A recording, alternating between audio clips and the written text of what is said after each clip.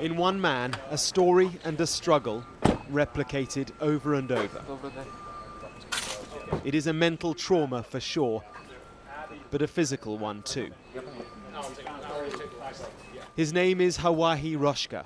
His friends call him Gosha, and he's one of a staggering number of Ukraine's new army of amputees. We are thousands of miles from the front line in Maryland, in the United States, at a small, unassuming clinic. Mike, how are you? Good. Mike Corcoran is the boss here. What he sacrificed for Ukraine is, is very commendable, and what we want to do is get him back as whole as possible. Absolutely. And we'll have fun on the way. Yep, we'll try. Thank you. He has a good sense of humor too, Gosha has been in America for just a few days to be treated here and paid for by charities. Today, the first step in making him feel more complete again.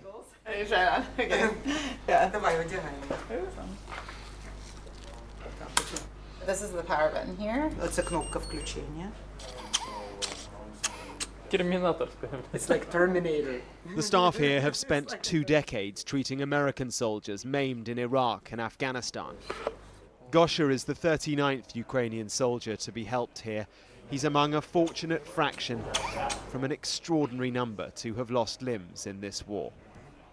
The number isn't official, but there's been pretty accurate information that it's north of 25,000 injuries, and some of them are multiple limb loss, as you've seen.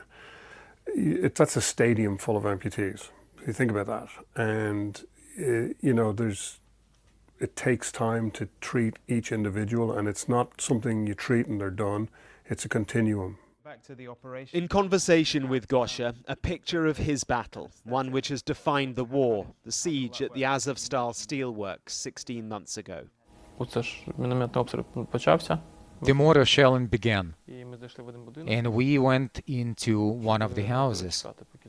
It was like cover to wait until the shelling is over. I didn't even manage to turn around completely, and I got fragments in my shoulder.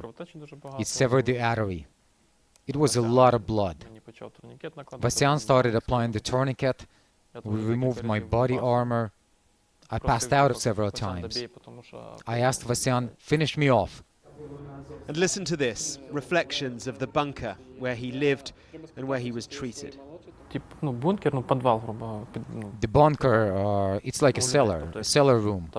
There was a corridor, a small one. And I mean, they cut in someone's arm, and you're watching it. Everybody is watching it. On the floor, there was a bag with arms, legs. That's how it was. I can't imagine. It sounds horrific.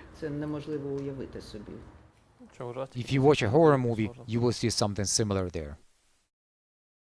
As for his friend Vasyan, who wouldn't finish him off, well, he is held by the Russians now, fate unknown, and with their dog. This guy never leaves my head. He's my sworn brother. He had a dog, her name was Sofa, a pit bull. It was cold in the bunker. We made beds for ourselves, and we put the dog between us in the middle, and we slept like that, hugging, so the dog could get some warmth. We were always together with Vasyan, and I promised him, I said, when we return back home, when I baptize my son, you will be the godfather. And my son is 5 years old now. He has not been baptized yet. I'm waiting for Vasyan to return because I promised to make him godfather.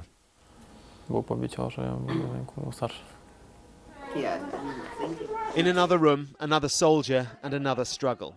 Ilya, both arms amputated by the Russians, by fighters from the Wagner group. They cut off both arms, even though his left one wasn't that badly injured. And they didn't even close him up. They didn't suture him up. They just bandaged him up. So if you saw his arms, his residual limb, it's not clean. It's like just the bone, the cut end of the bone is like pretty much protruding, right? His good news is that he's ready now to return home. See you in Kyiv. Nice. Gosha will be here for several more weeks and then months of recovery. Yes. Back with his wife and children in Ukraine. Mark Stone, Sky News in Maryland.